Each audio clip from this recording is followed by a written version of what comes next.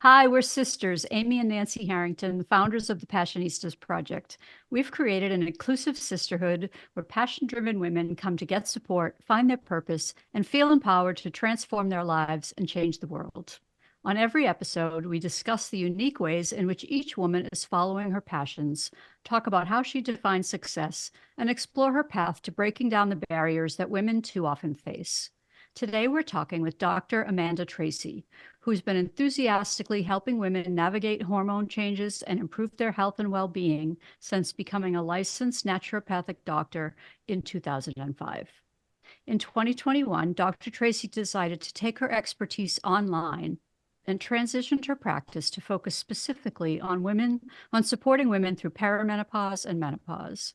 Having relocated to Northern California wine country, Dr. Tracy now works with women across the U.S., guiding them through the often chaotic effects of hormone fluctuations associated with perimenopause and menopause. Drawing on her clinical expertise and personal experience, Dr. Tracy's tailored programs and compassionate one-on-one sessions empower women over 40 to address frustrating symptoms like hot flashes, sleepless nights, anxiety, digestive issues, and stress. If you're joining us live here today, please feel free to drop any comments or questions in the chat, and we'll do our best to get them answered. Now, please welcome Dr. Amanda Tracy. Hello, sisters. I'm so happy to be here. Oh, we're so thrilled to have you. We like to start every interview with the question, what are you most passionate about? I am actually most passionate about empowering women and with plant-based medicine.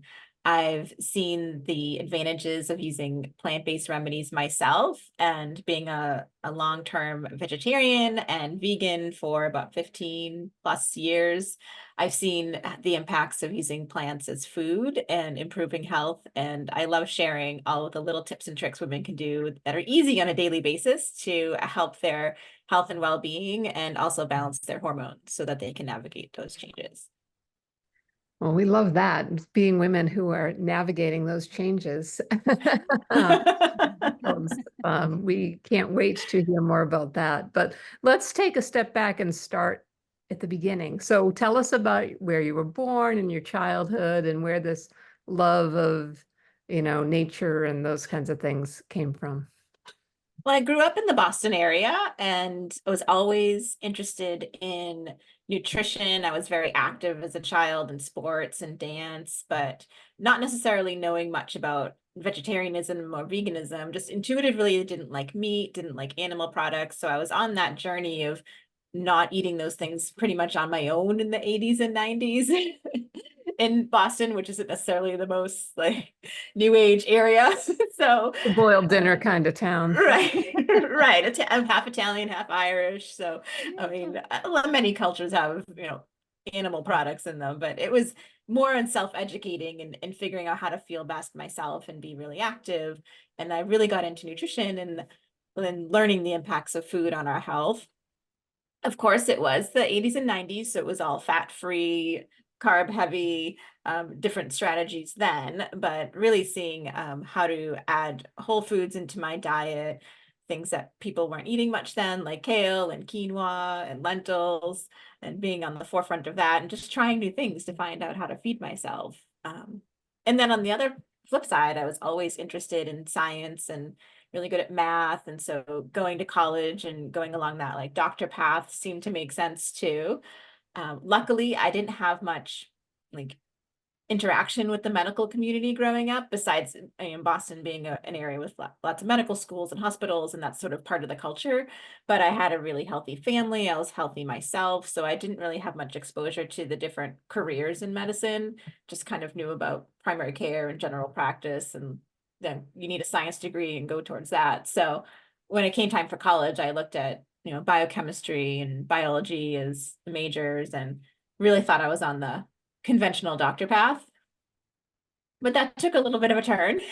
So when I was in the midst of college, it was the late 90s when the pharmaceutical industry was sort of booming, and the statin drugs just came out, and it was like kind of like another boom for the pharmaceuticals. We had like penicillin, earlier in the century, and And then the statin drugs and those types of drugs sort of like grew the industry and kind of started the thinking of like, oh, there's a pill for everything and we just have to get a pill. And that just didn't feel right to me. And I just kind of really felt like I really was interested in science and really about how the body worked and how to improve our well-being. And medicine was going in a different direction, focusing on disease, which it, can and should in some cases. But I was noticing in myself, I was driven more to medicine about health and not about disease and how the body breaks down. So that just wasn't as interesting to me. So I decided to not go straight to medical school. And I went into research for a little while and using my biochemistry degree, so still staying in science. And then I really wanted to work with people and work with nutrition after a few years. I just happened to get into a few lab jobs where I was in a small group or I was working in a lab by myself. So I felt really isolated. And, early in your career, you're going from college and being surrounded by your peers and a lot of people. And then I think that was a big transition for me too, to just realize that I didn't really want to be as isolated or working as singularly. So then I started looking at what to do with my career. And my mother found out about naturopathic medicine. And I had never heard of naturopathic doctors or even integrative medicine really. And just when she started like learning about naturopathic medicine, she said, this sounds like what you said you wanted to do. We just didn't know it existed. So once I found that out, I have all the medical training and be a licensed physician, but use the therapies that I loved, like nutrition. And then I learned to love botanical medicine and natural supplements and medical foods. It just seemed to make sense. And I was so happy that she saw that naturopathic doctor on a morning show one day, and we found out about that profession. Because once I started learning about it, I couldn't believe that it existed. So it was a stroke of luck right there.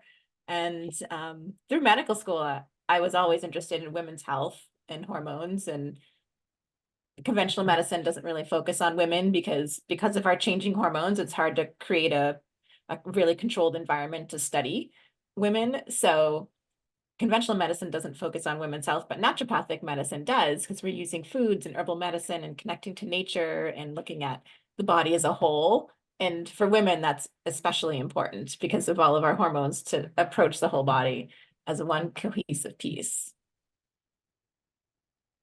Yeah, that's amazing. Before I ask the next question, I just want to say we're Boston girls too. So where did you grow up in Boston? We're from Braintree. Oh, okay. I'm just about as far out on the north side. I grew up in Woburn. Oh, okay. Yes. So you're Excellent. familiar with the culture there. Oh, yeah. We're Boston girls. We still have a brother back in West Roxbury, and we haven't lived there for a long time, but we migrated to the West Coast as well. And we're Irish yes. and Italian. We're Irish and Italian too. So Yeah. Right. So that's like the Boston mix. So we Yeah. totally. Yes. I stayed there for college. I went to Boston College for undergrad, and then I moved to the West Coast for medical school. I went to Bastyr in Seattle, and then I moved back to Massachusetts and lived in Newburyport and practiced in Andover. Oh, wow. So Bastyr is where Holly Berry did her show, right? Yep, that's right. Yep. One of our Passionistas, Holly Berry, just filmed an episode of a TV series for Bloom TV called Wellness Blooms, and she went up to Bastyr and they made tea from the garden there. And so, yeah, Bastyr is part of the Passionistas story at this point. Oh, wow. That's wonderful. Yes, the campus has really changed since I went there. They've created the garden and they have like a lot of construction and more buildings. And so it'll be interesting to go back and see what it looks like now. Yeah, it looked beautiful in the pilot. So you and I were talking before we started the podcast about a statistic that I saw last week when I was writing the newsletter to promote this, that only 9% of medical schools in the country have women's health studies, which I found mind-blowing. And you were saying that like you were just saying, that it's because they don't know how to study women's health, right? And it also focuses mainly on fertility and getting pregnant in earlier stages of women's health, not later stages. So was that something that you intentionally wanted to focus on, was the later stages? Yes and no. So as I was in naturopathic medical school, I was also dealing with my own hormonal changes. And as I was in my teens, I never had regular periods, and I went the conventional medicine route, and they couldn't find any answer, which was great. Nothing was wrong with me, but nothing was going right either. And we couldn't figure it out. And because being vegetarian back then, they kept telling me I just needed to eat meat and I would get periods. That was the answer. And I just wasn't going that way. So in naturopathic medical school, I was really focused on hormone balance and cycle balance throughout our whole lives. So thinking of conditions that affect younger women, like endometriosis or PCOS, or even just like I had unexplained missing cycles. So I was really interested in it and did more testing, tried acupuncture, different food changes, herbal medicine. And eventually I did find what worked for me, which actually was the opposite of what I was told to do. It was actually going full vegan and cutting out dairy that started to give me regular cycles every month. So that was interesting for me to notice because I was vegetarian beforehand. It wasn't necessarily a huge shift in my diet, but using herbal medicine and sticking to a vegan plant-based diet, which was high in protein and high in fiber still too, helped my cycles to become regular through my 30s, like every month without, really trying or doing anything else. So I found that interesting too in naturopathic medical school when I would say I wanted to focus on women's health. Even in naturopathic school, the next question people would ask me is, oh, are you doing the midwifery program? And so I was like, no, I want to focus on before pregnancy, after pregnancy, perimenopause, menopause. And so we have all the education to do that in the integrative world. And it's more that, again, it's still focused on fertility as the main goal for women's health. So I really wanted to broaden that and expand that. And through my career, I have seen most of my practices women and always has been. And I did focus on some of those conditions I mentioned that happened earlier in life for women. But now that I've re-envisioned my practice, I really wanted to focus on the perimenopause and menopausal years. And do you find that more doctors are getting into this discipline, that there's more help available for women out there? There is. I mean, menopause has become a buzzword in women's health the past few years. And it's going in a couple different directions. It's starting to get a lot of attention on the conventional medicine side, that it is something that we need to talk about. Part of that's because some research has been coming out in the past couple of years after it had been stopped for about 20 years. So there's more research to talk about a little bit about the other conditions and symptoms that menopause causes and how it affects women on our daily life. A lot of the research is coming out of Europe, though, and not the US. And the UK especially, because they are really focused when the government pays for healthcare, the government is really interested on what keeps women productive and not in the workforce. So that's kind of a big thing that the UK noticed, was women were leaving the workforce around the perimenopausal years for multiple reasons, but a big one was the perimenopause and menopause symptoms. So now more attention's being drawn to menopause. As we are returning to work after the pandemic and companies are looking to attract workers, they are focusing on menopause, but not necessarily in a holistic way.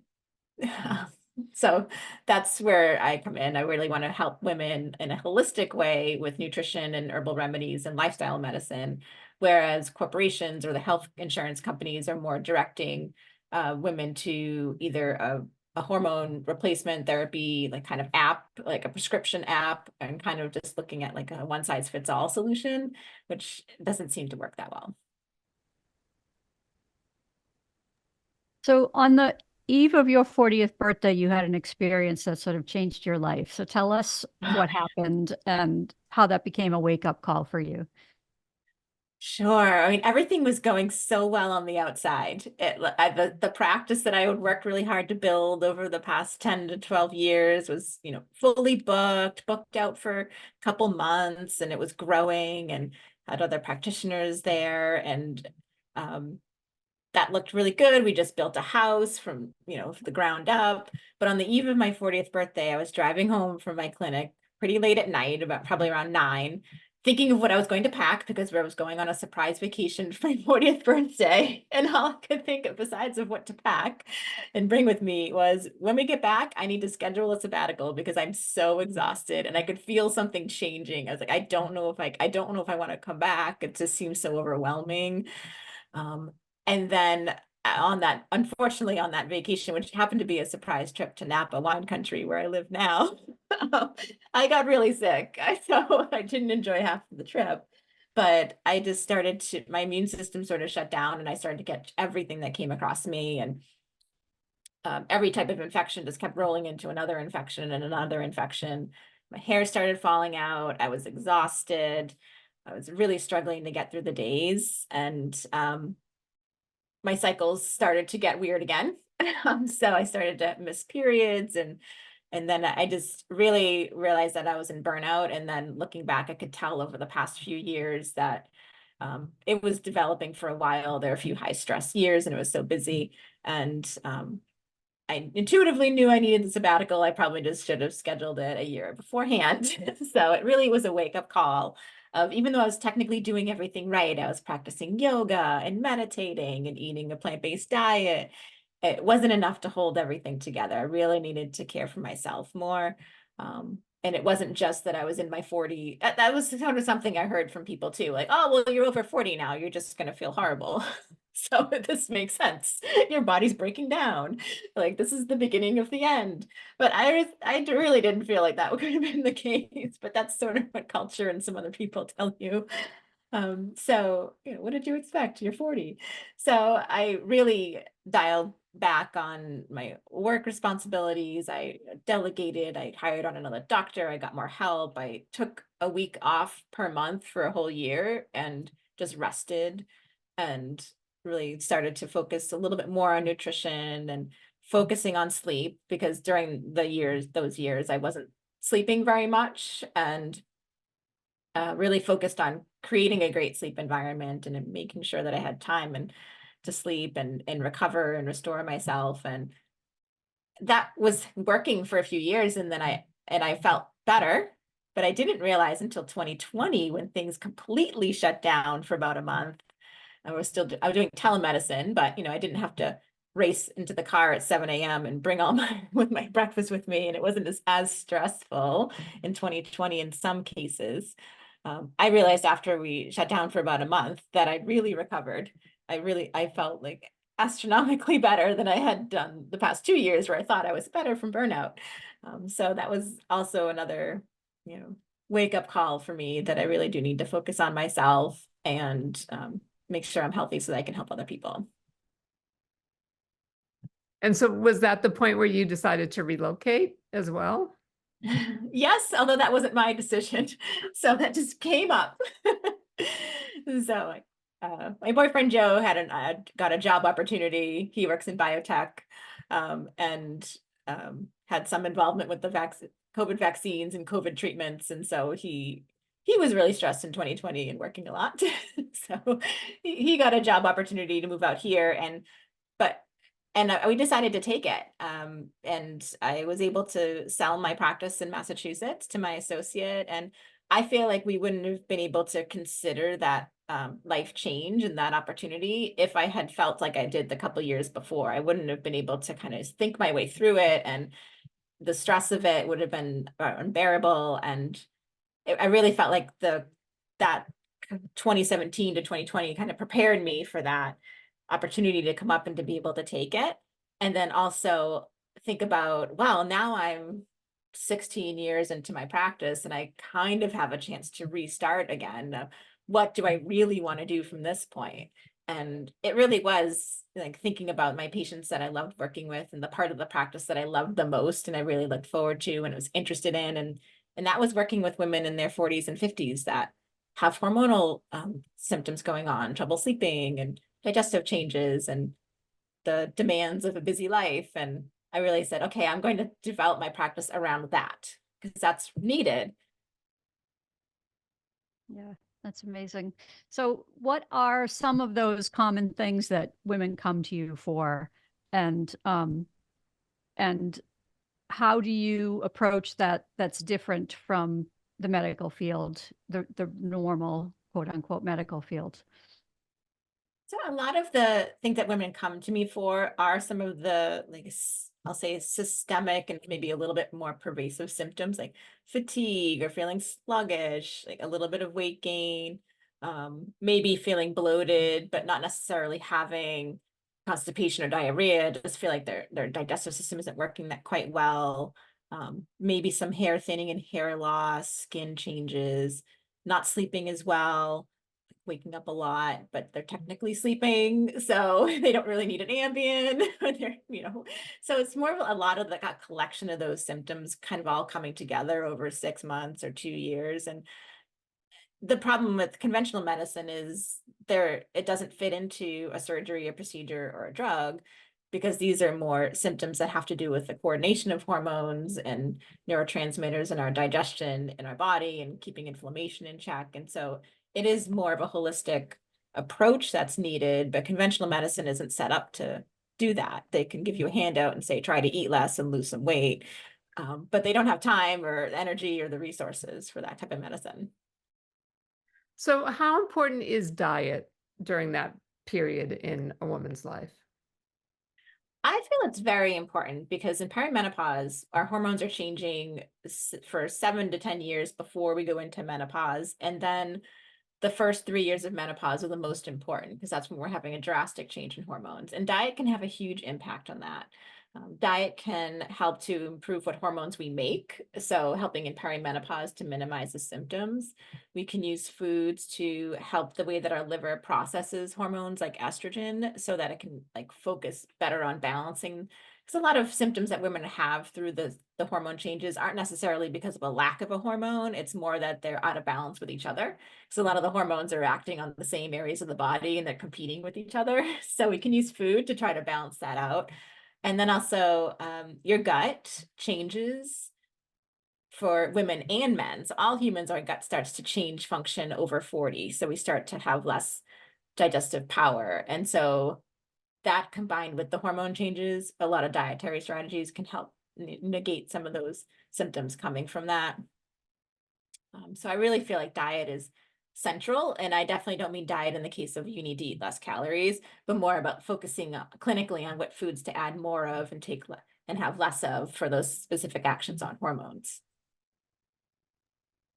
And talk about the relationship between stress and insomnia and hormones, because it seems like there's that thing that's inexplicable to most of us, where we're stressed and exhausted, but we can't sleep. Yes.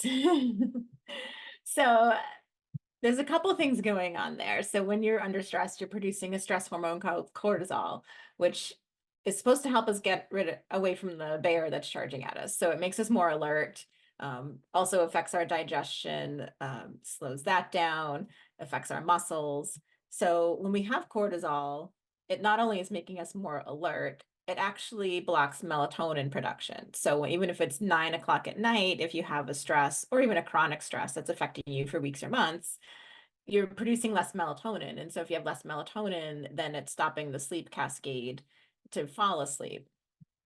Also, if we have high cortisol levels and stress on our mind, we can start to have a peak of cortisol at like 1 or 2 in the morning after our melatonin has naturally worn off. So if you do produce melatonin and you fall asleep easily because you're exhausted and wake up at 1 or 2 at night or in the morning, it's probably because cortisol then won over the melatonin and woke you up. So that's sort of like the direct effects of stress on sleep. Also, when we are under stress, that actually helps to help probably isn't the right word, but that helps to shift our hormones away from progesterone and more towards cortisol. So if you're in perimenopausal years in your 40s or early 50s, your ovaries are producing less progesterone just over as the years go on. And so the adrenal glands are responsible for picking up the slack and adding in progesterone. But if you go into those years with stress, you're producing more cortisol instead of progesterone.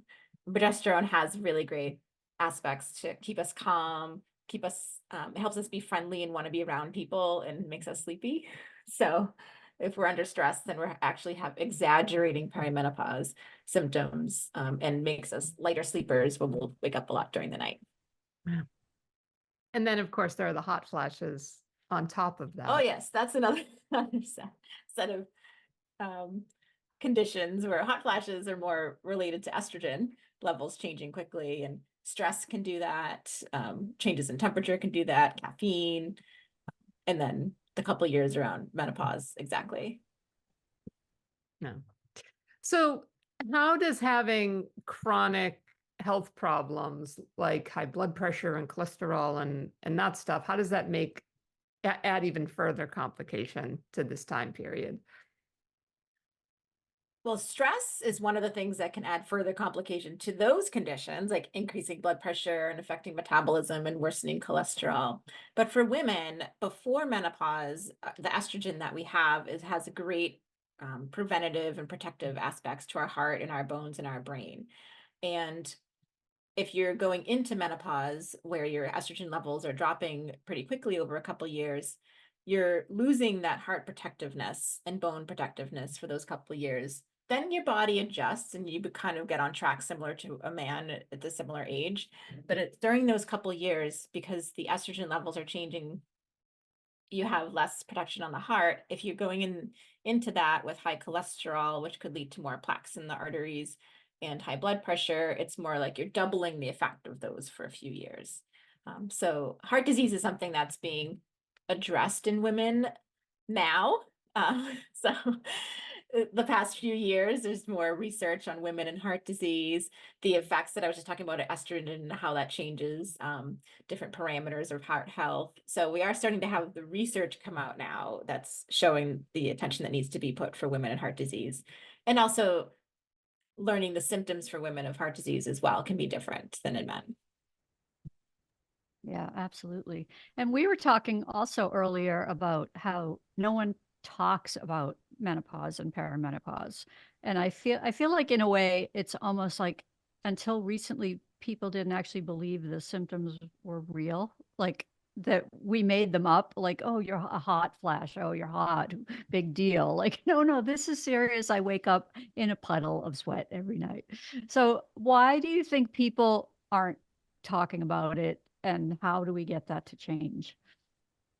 I think part of it is generational, and in previous generations, women's cycles weren't talked about, periods weren't talked about. You know, you're supposed to hide that you had your period, and you didn't want to make the boys uncomfortable. And so we grew up in that such situation, and our mothers maybe grew up in a situation where they didn't have much education about fertility even, or childbirth. A lot, there were decades where women were drugged to have children. They were passed out the whole time, and they weren't aware for that experience. And so, and then with menopause, it was just not addressed, and so they didn't necessarily like recall it and didn't pass that on to the next generation of what to look out for.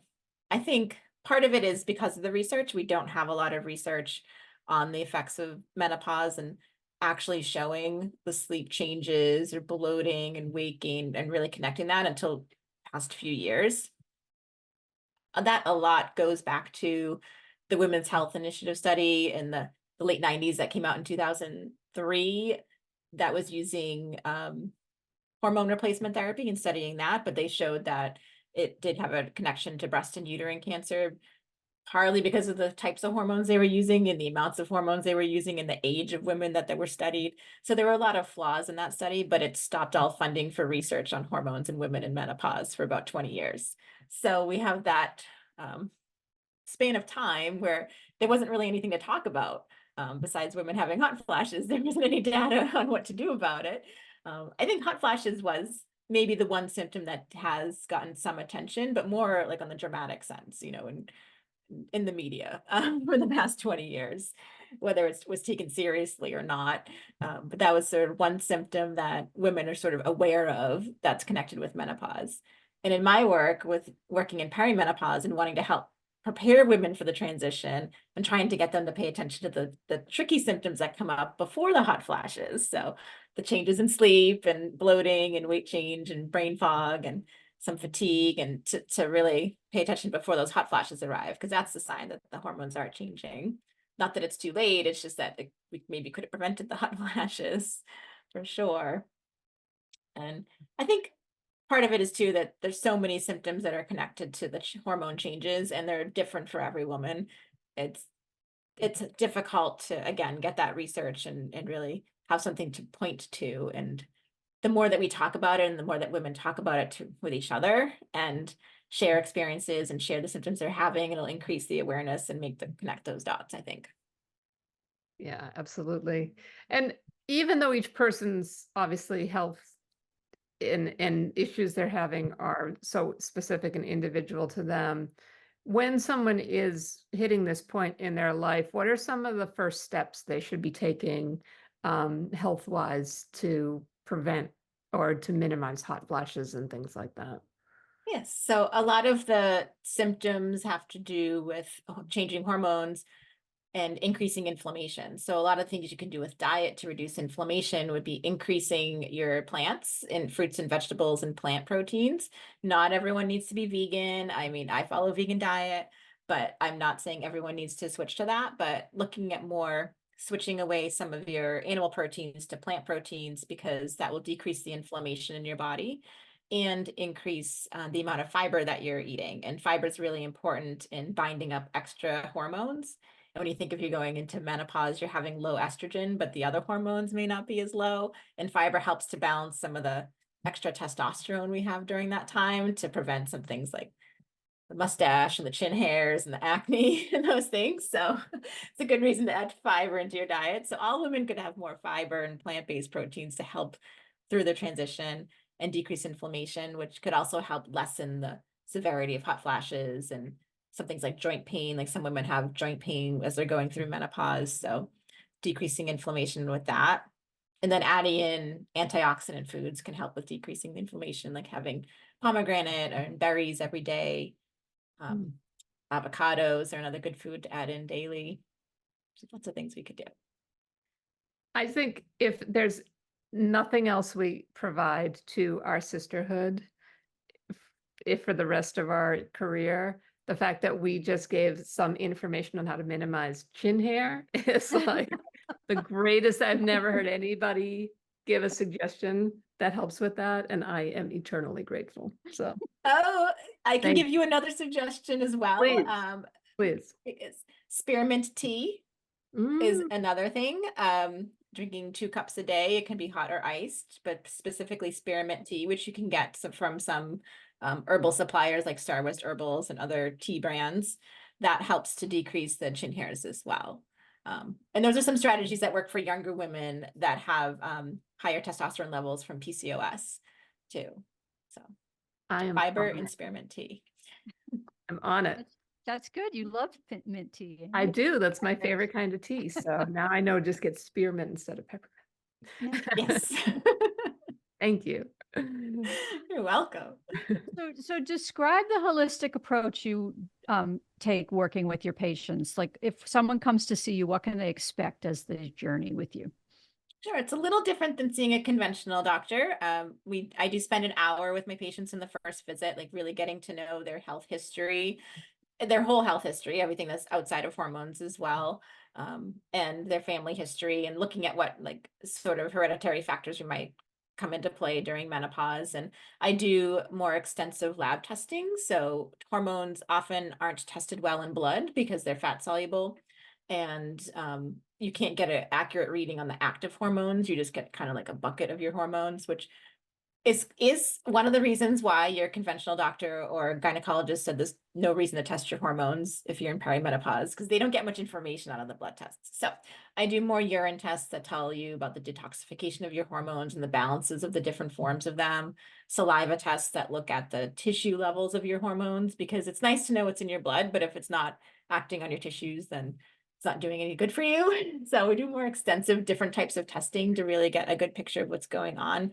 And then treatment wise, we put together a whole plan looking at some of the nutritional changes and like tweaks similar to I've mentioned today, and like really foods to really focus on, some things you may need to avoid like allergens or insensitivities, increasing fiber. When we look at how to do that in what you're normally eating in your lifestyle, not necessarily just giving you a handout of these are high fiber foods, good luck. So we look really through your whole day where how you're going to do this, because that really improves success.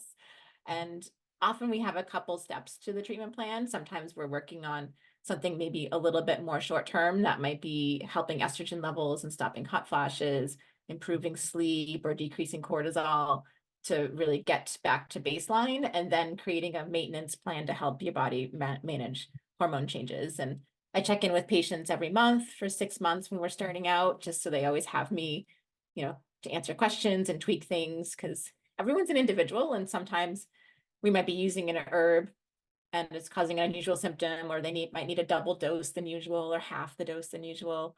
And patients can always reach out to me on a private messaging app, so they can always ask me direct questions during those 6 months. So I really like to help them and feel like they're supported.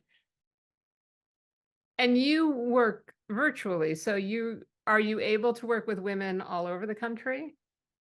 I am. So I am licensed in California and Massachusetts, and for the other states, there are ways that I can be a nutritional consultant, and I can order certain labs for them through a lab service that I use that covers every state.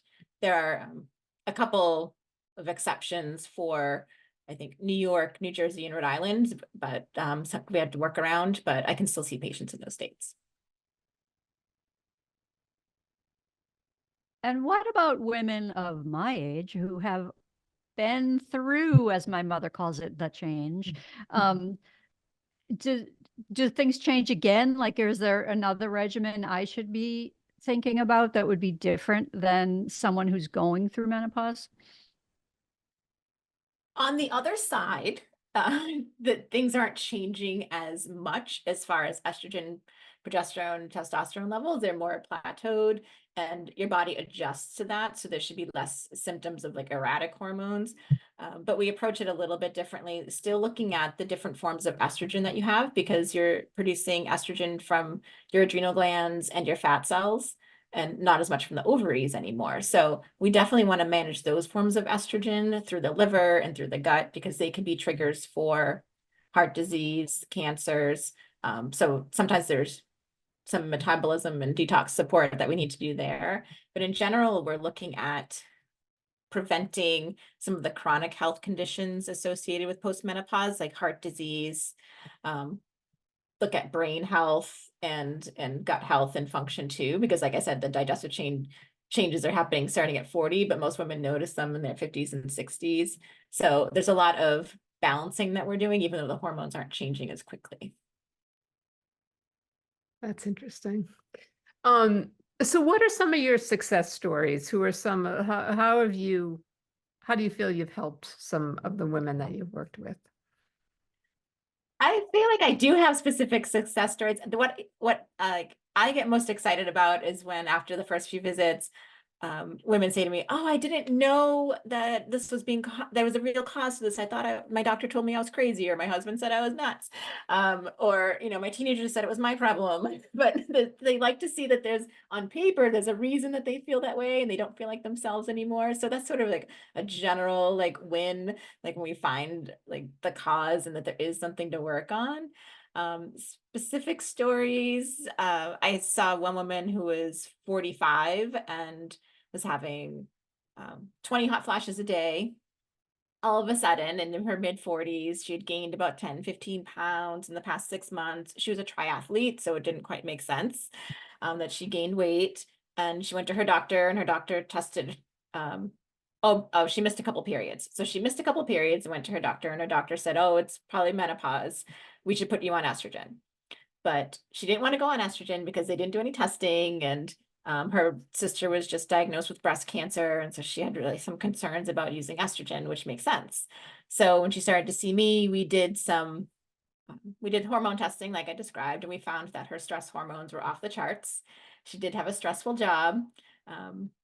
Other than that, her personal life things were going great, but the job was really a source of stress. And we found that her estrogen levels were just imbalanced. They weren't low, but it was more that the high cortisol was causing a block of progesterone that was causing her to miss her periods. So we actually focused on the stress piece of it and detoxification to balance estrogen. I used an herbal extract that doesn't affect estrogen to help with her hot flashes, and they went away in 3 weeks because they had nothing to do with menopause.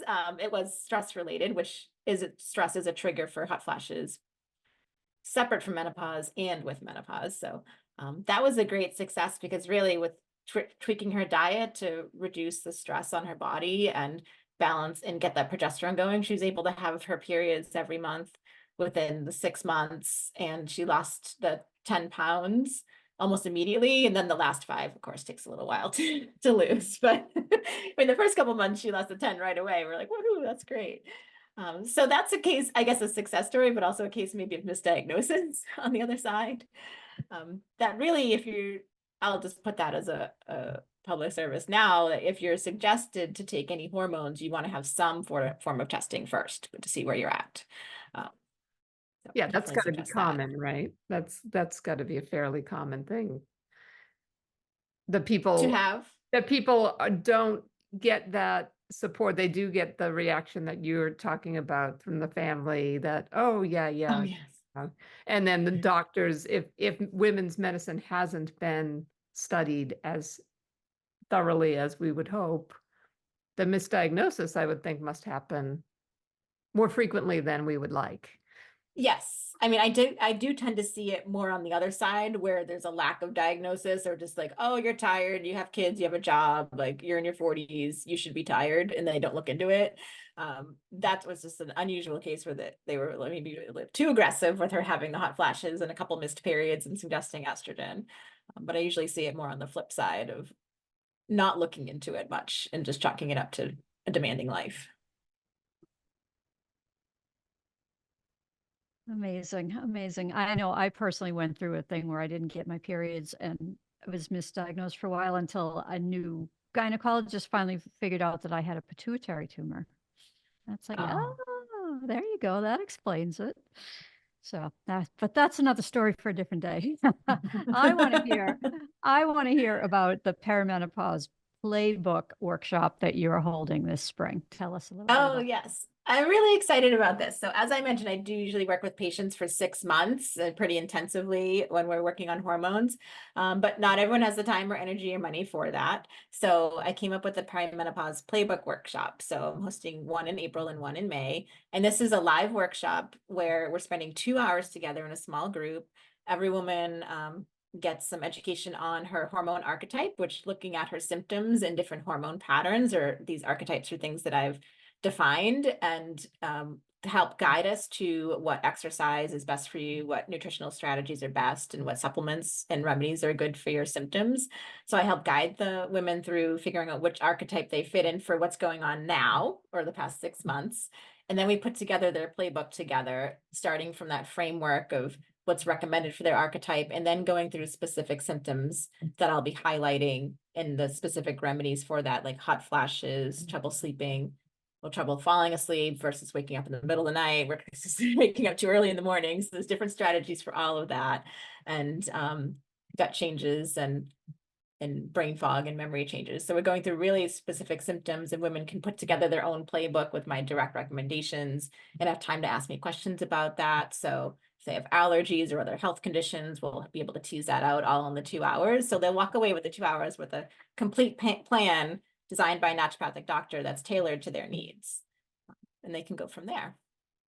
That's fantastic. So how do people register for that? And how do people work with you in general? Where do they find you? So to register for the playbook, you can go to my website, dramandatracy.com/playbook. You can also find it through my Instagram and Facebook accounts, which Amanda Tracy ND. To work with me in general, even if you're questions about the playbook or the 6-month program, from my website, dramandatracy.com, you can click book a call at the top, and that will bring you to be able to book a free 30-minute session with me to tease out your symptoms and what's going on, and I can give you the options of what would be the best path for you. That's excellent. And we also downloaded your free grocery and recipe guide for Oh, hormone, great. and it's amazing. So tell us more about that and how you came about putting that together. As you might have figured out, I find food very important. So, and I love to cook. And really, women need to know how to do it pretty easily and quickly and get things into their routine. So the recipe and hormone guide goes through a little bit of the changes that are going through your hormones, estrogen, progesterone, and testosterone as you go through perimenopause and menopause, a little hormone one-on-one in there.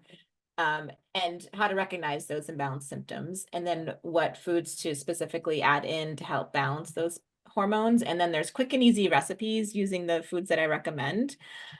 So you can start trying out some of the recipes and incorporate those foods like artichokes or chia seeds or flax seeds or pumpkin in an easy way. And because consistency and doing it routinely is where we get the impact of it. So I find having the recipes and for women to know why to eat that food is really helpful too. Yeah, it's fantastic. Again, I wish I had had that guide a long time ago because it's so hard to just go on the internet and find out the information that you need and to know it's from a trusted source and somebody who really understands. So it's a really valuable resource that you're giving to people for free. It's fantastic. Oh, wonderful. Yeah, no, I really appreciated it. And I'm going to sit down with it this week for my shopping list. This will Yes. be the first week that I start implementing. So when you were growing up, who were some of the female role models in your life? Oh, I would definitely say my female like family members. My mother was always like juggling many things, like two kids, and she was always there, very involved in our sports and activities. And my parents had a business together. They had an auto body shop, and she ran the front office for that. And then they later had a ice cream parlor and she ran that. So I saw that she really like had like a leadership, even she was doing all the behind the scenes things, but she was really the one that organized things, paid the bills, like kept the machine running and really had a leadership role in that. And I found that really inspiring. And then both of my grandmothers are really like truly caretakers and both women that like don't hold their tongue. So I like there was never that like females need to be quiet aspect of my either side of my family. So I find that really inspiring too. And just like speak what's on your mind, go, you can do anything, like just go for it. And so I had a lot of female role models. Very Boston trait. Right.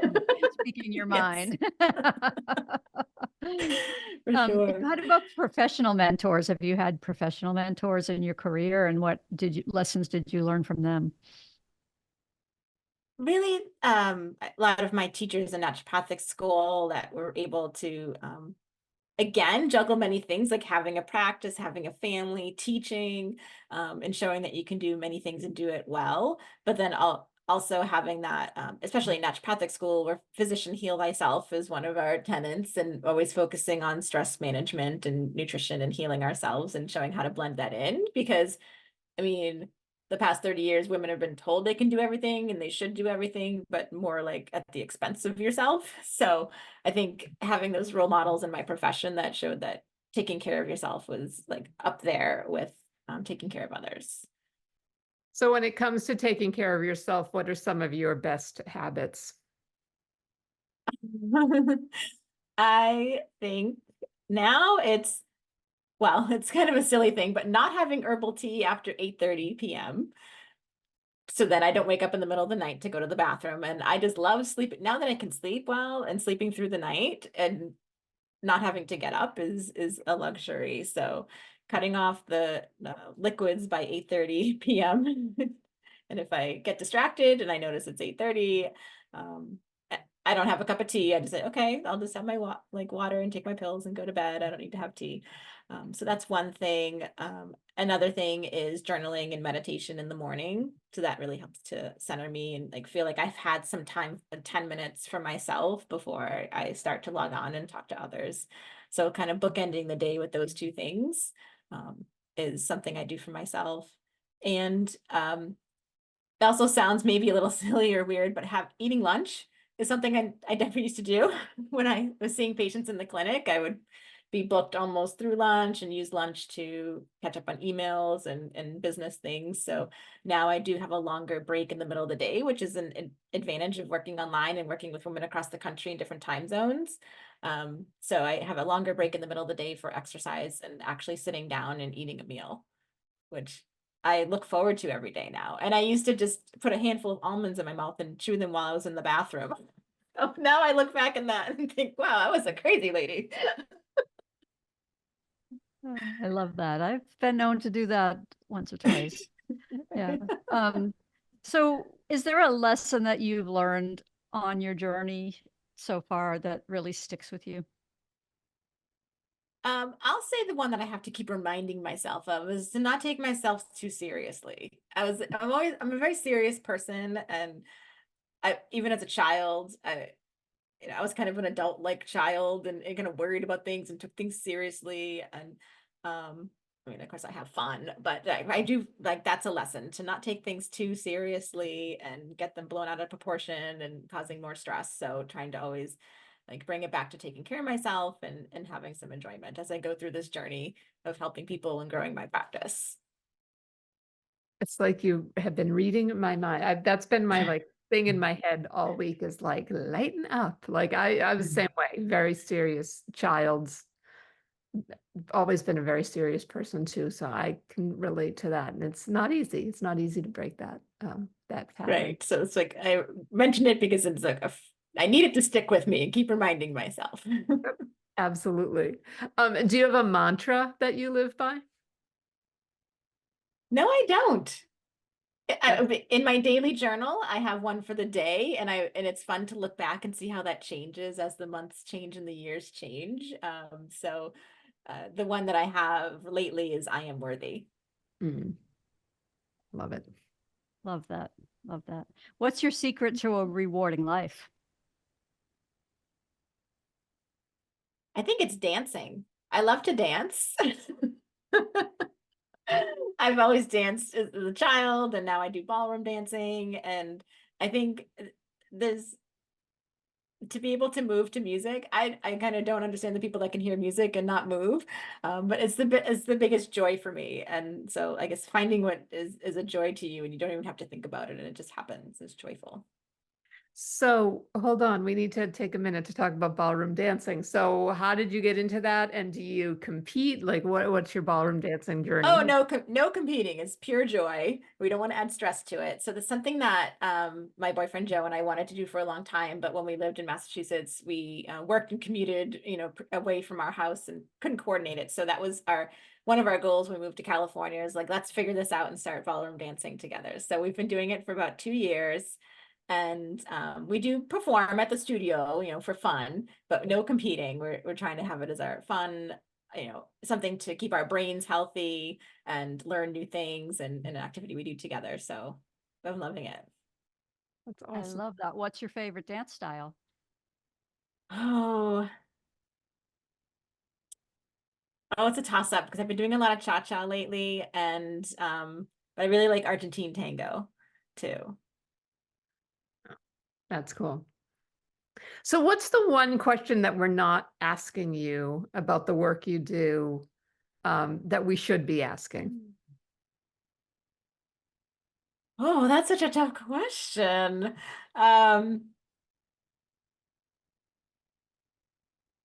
I guess about how difficult it is to follow through with a naturopathic treatment plan, because I see that that's something that's an obstacle for people, is they feel like it's going to be very restrictive or take up too much time in their day to make a lot of changes. And that's something that can hold people back from reaching out to me. But really, the point of working together is to make modifications and changes in your diet and lifestyle that are manageable and that you can stick to and build upon. I've heard from other patients when they come to see me that they may have seen other integrative practitioners, and they were overwhelmed at first by being told they need to change their whole diet, or they had to take 20 supplements a day, and it was just overwhelming. And really, I don't practice that way. I really practice as how we're going to fit this into your life in a way that improves your life. So I would really just encourage people to book the discovery call with me and talk things out and work it through, because I do have a different style than compared to a lot of other practitioners. And the point is to have success and to feel better and feel more like yourself again, not to be overwhelmed by taking pills all day. Absolutely. That's great. So one last two-part question. What's your dream for yourself, and what's your dream for women in general? My dream for myself is to be able to travel more. I love to travel, and to be able to incorporate that into doing 1 or 2 day mini retreats for women in perimenopause and menopause would be wonderful, so that I could like weave those two things together. I wouldn't have to travel too far. I live in a beautiful area and there's plenty of retreat places here. So I can start out that way and then maybe travel a little bit further. And because I do find I work with a lot of women that are, have a lot of demands and we're working on how to increase, their health and their daily life. But sometimes to just have a few days where you don't have to focus on anything else is really helpful and can be rewarding too. And my dream for women is to be at the forefront of health and wellness. I mean, we are at the forefront as far as researching health and for our families and for other people. And we go to the doctor more often than men. Companies are targeting us a little bit more in that way, but really to be at the forefront of where the research is and the real improvements are, and to see more women in the medical field themselves. That's excellent. Well, we cannot thank you enough for joining us today. We had a wonderful, very informative chat, and we know that this will help women in our community a lot. And it's been such a pleasure, and we hope to talk to you again real soon. Thank you. It was a wonderful experience. I'm so happy to be able to share this with your community. Thanks for listening to the Passionistas Project. Since we're not only business partners, but best friends and real-life sisters, we know how unique and truly special our situation is. We know so many solopreneurs, activists, women seeking their purpose, and more, who are out there doing it all on their own. They often tell us that they wish they had what we have, so we're creating a space for them and you to join our sisterhood, where trust, acceptance, and support are the cornerstones of our community. By joining, you become part of our family. We'll give you all of our sis tips on building meaningful relationships through the power of sisterhood, and all the tools you need to thrive in 3 key areas: business growth, personal development, and social impact. You'll learn from our panel of Power Passionistas, who are experts on topics like transformational leadership, following your intuition, the power of voting, and so much more. You can join us virtually and in person at storyteller events and meetups to connect with other members of the community. And you'll be able to participate in our online forums with other like-minded women and gender non-conforming, non-binary people who share your values and goals. Be sure to visit thepassionistasproject.com to sign up for your free membership to join our worldwide sisterhood of passion-driven women who come to get support, find their purpose, and feel empowered to transform their lives and change the world. We'll be back next week with another Passionista who's defining success on her own terms and breaking down the barriers for herself and women everywhere. Until then, stay passionate.